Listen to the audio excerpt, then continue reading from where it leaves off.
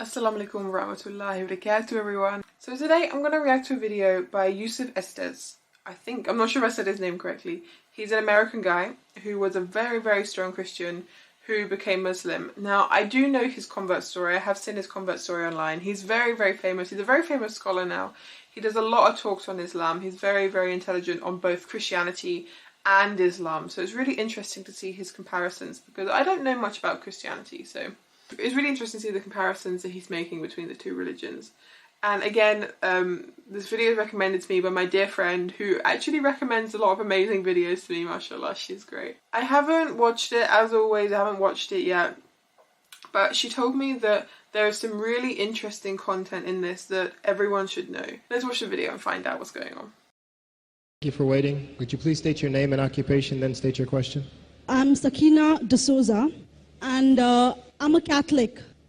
I believe Brother Yusuf was a Catholic before. I would like to ask him the simple question. He was brought up like a Catholic, but what made him change? Doesn't he believe that the Messiah is true, or did he ever feel that the Catholic religion, has not brought up any Messiah and the Bible is false? I would like to just know what that means, because he said he was a Catholic before and now he has become a Muslim. What made you change? What was that storyline before? Doesn't he believe that there is a Messiah, or the Messiah had come, saved us, died on the cross? Thank you very much for a good question. I hate to disappoint you, but I wasn't a Catholic. But I was with a Catholic priest the night that he accepted Islam. And I asked him these questions you asked me. Because after all, I was still a Christian, a preacher in Christianity, and I wanted to know why my best friend, a Catholic priest, had converted. That's a pretty weird thing. A Catholic priest is not like a regular preacher in the Protestant religion. A Catholic priest has given up everything. He's given up his life to be a Catholic priest. When he enters into this realm, he's basically given away everything. He can't have a wife, he can't have children, obviously no grandchildren. He has no home, he just lives in a rectory or wherever they give him a place to stay. And he's sent wherever they tell him to go, do whatever he's told to do, and that's it. And he cannot disobey the Pope, otherwise they can kick him out of the religion, and if they do, he's excommunicated and he goes to hell forever. So how would a person like this want to become one of those Muslim terrorists? That's what I wanted to know. He explained in a very few beautiful words something that I came to learn for myself.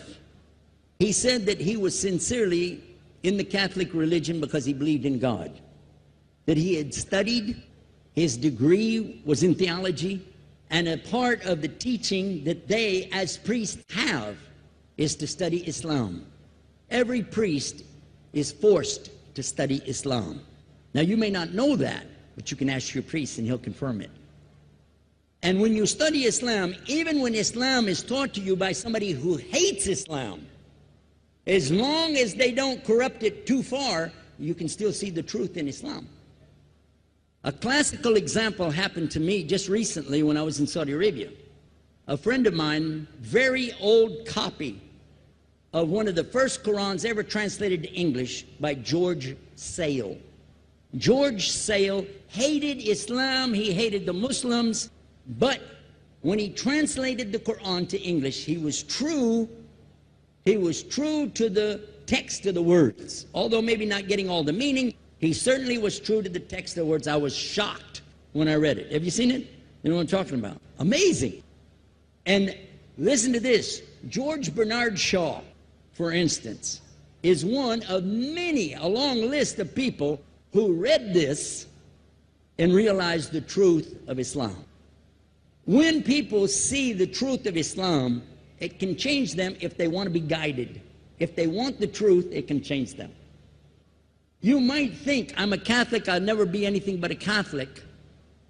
But I'm going to ask you a question, and I want you to be honest. This is not for you to, start a debate, but just be honest. Was Jesus a Catholic?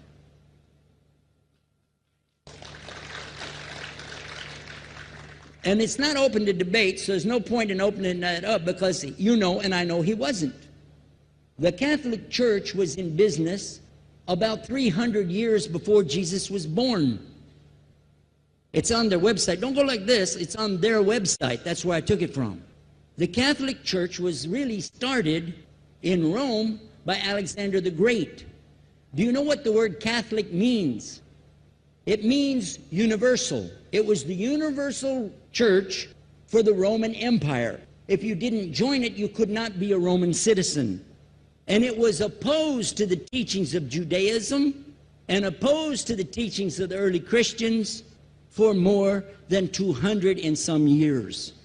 And they were diametrically opposed to each other to the extent that it was the Romans killing the early Christians. Now, if you understand that and you go to their website and read, they didn't even take over Christianity until the year 325 AD. And when they did, they changed a lot of things, again, referring to their own website. But if you want to check it in Britannica or Americana or Grolier encyclopedias, go ahead and read about the Catholic Church.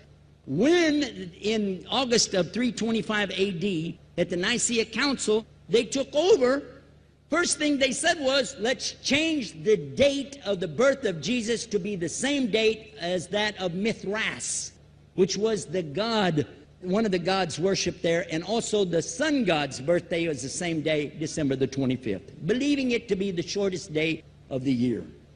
And Constantine was a sun worshiper of Sol Invictus. Go to the website, read it for yourself. There are a lot of points, but not the least of which, even today, if you go in any Catholic church, and I have, you'll see so many portraits and statues and idols and images throughout the whole place that for the one who's never experienced that, for a Muslim who knows about these images, he'll be like, whoa, a'udhu billah. Whoa, what's this? The first time I walked in a Catholic church, I was about 10 years old. I was shocked. I was shocked at the idols and statues everywhere, because in the Protestant religion, we were brought up to believe that the second commandment was just as important as the first commandment. The first commandment in the Bible, in Exodus, is the same as the first commandment in the book of Deuteronomy. It says, I am the Lord your God that brought you out of the land of Egypt in the house of bondage. You know no other God beside me. Beside me there's no other gods. Thou shalt not have any other gods beside me. How many in this room agree with that commandment? Raise your hand. You notice the Muslims are raising their hand because it means Ashhadu an la ilaha illallah. That's the first commandment for us as well. The second commandment you have clearly says, thou shalt not make any idol, any graven image of anything that creeps upon the earth, swims in the sea beneath, or flies in the air above.